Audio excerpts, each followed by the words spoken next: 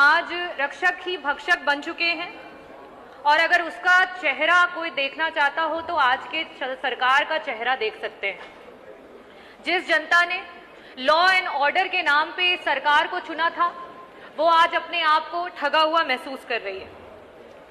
अध्यक्ष जी, ये सरकार एक ऐसा असुर बन चुकी है जिसकी खुराक इस देश की महिलाएं, इस देश के युवा, इस देश के दलित, इस देश के पिछड़े, इस देश के प्रत्येक वो गरीब और किसान बन चुके हैं। अध्यक्ष जी, मैं नियम 56 में आपके समक्ष प्रयागराज में तत्कालिक जो घटना हुई उसके बारे में आपका ध्यान आकृष्ट करना चाहूंगी। अध्यक्ष जी, एक खटिक समाज जो कि अनुसूचित जाति का एक अभिन्न और एक जरूरी अंग है, उस समाज के 4 बच्चों को बेरहमी से मार दिया गया, उनको मौत के घाट उतार दिया गया। अध्यक्ष जी, भीषण ठंडी में मकर संक्रांति की शाम को उनके घर से 2 किलोमीटर की दूरी पे एक गंदे से तालाब में 4 शरीर वहां से, जिसमें एक 17 वर्षीय, एक 16 वर्षीय, एक 11 वर्षीय और एक 7 वर्षीय,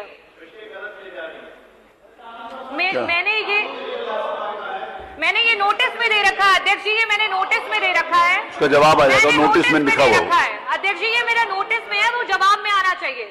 मेरा नोटिस है ये, अगर गलत होता तो उसे नोटिस रिजेक्ट हो जाता। उसका जवाब आएगा ना, मेरा ये नोटिस है। अध्यक्ष जी, आप मंत्री जी को बता दो, क्यों दिक्कत होती है सरकार? आप बोलिए, आप बोलिए, नहीं आता। आप बोलिए। खटिकों की मौतें हुई हैं, उसमें सरकार को क्यों दिक्कत होती है जवाब देने में? आप बताइए। अरे खटिक की अगर मौत हुई है तो जवाब दीजिए। 4 बच्चे मर गए, माँ की गुजर गई, आपको जवाब देने में क्यों पीड़ा हो रही है? आप बोलिए, पीड़ा हो रही है आपको? आप बोलिए, आप बोलिए। अध्यक्ष जी, करण सोनकर, प्रिंस सोनकर, प्रतीक सोनकर, प्रियांशु सोनकर, इन 4 बच्चों की लाशें एक दिन के बाद पूरे पुलिस के द्वारा बरामद की गई। इनके शरीर पे, इनके तन पे एक भी कपड़ा नहीं था और एक गंदे से तालाब में, जो कि अवैध खनन का तालाब था, उनके घर से 2 किलोमीटर की दूरी पे, और उस तालाब से उनके शरीर को पाया गया। अध्यक्ष जी, इस पे अभी तक पुलिस के द्वारा कोई भी कार्यवाही नहीं की गई है। यहां तक कि ये बताया गया है कि ये 4 बच्चे पूरे नग्न होकर के इतनी भीषण ठंड में एक गंदे से तालाब में नहा रहे थे, जिसकी वजह से इनकी मृत्यु हो गई। ये बेहद शर्मसार करने वाला विषय है, जिस तरीके से सरकार इन 4 बच्चों की मृत्यु में पर्दा डालने का प्रयास कर रही है। दूसरा विषय मैंने अध्यक्ष जी नोटिस में दिया था, जिसमें पप्पू सोनकर और अरविंद सोनकर, जो कि एक शादी के समारोह के बाहर पाए गए और उनको पुलिस के द्वारा 26 जनवरी की रात को उठा लिया गया।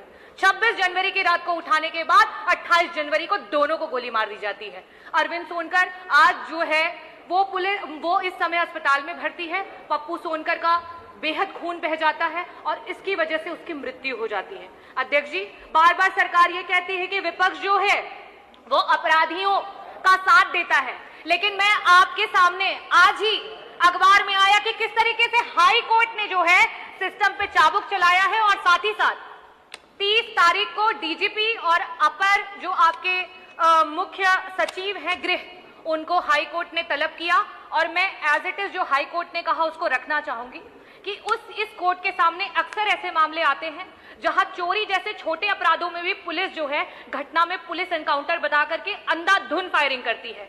ऐसा बर्ताव बिल्कुल गलत है, क्योंकि सजा देने का अधिकार सिर्फ कोर्ट का है और ना कि पुलिस का। भारत एक लोकतांत्रिक देश है जो कानून के शासन से चलता है, इसीलिए कार्यपालिका, विधायिका और न्यायपालिका के काम अलग अलग और अच्छी तरीके से तय है और पुलिस द्वारा न्यायपालिका के क्षेत्र में किसी भी दखल को बर्दाश्त नहीं किया जाएगा। और अध्यक्ष जी, साथ ही साथ मैं एक केशवानंद भारती और वर्सेस सुप्रीम कोर्ट के वर्डिक्ट पे भी आज इस सदन में जो है वो चर्चा करना चाहूंगी, जिसमें ये कहा गया है कि संविधान के बेसिक ढांचे को कोई भी सरकार डिस्टर्ब नहीं कर सकती है।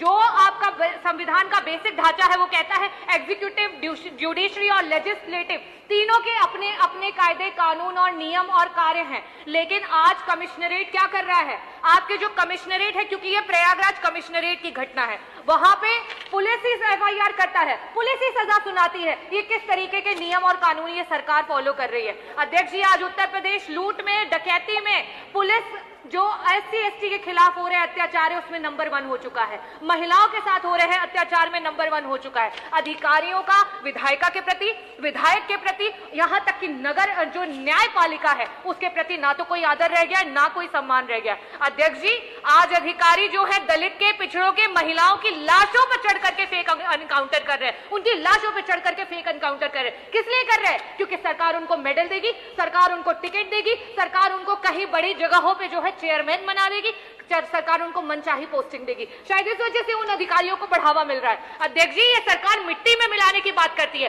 आज धरातल पे कौन मिट्टी में मिल रहा है? आज धरातल पे वो सोनकर समाज के मां की कोख मिट्टी में मिल गई। आज वो मेरठ में जो हमारी बेटी जिसकी आबरू लूट ली गई, उसकी आबरू मिट्टी में मिल गई, उसकी मां को मार दिया गया, उसकी मां मिट्टी में मिल गई। अध्यक्ष जी, मैं पूछना चाहती हूँ, ये सरकार माफियाओं को मिट्टी में मिलाने की बात करती है।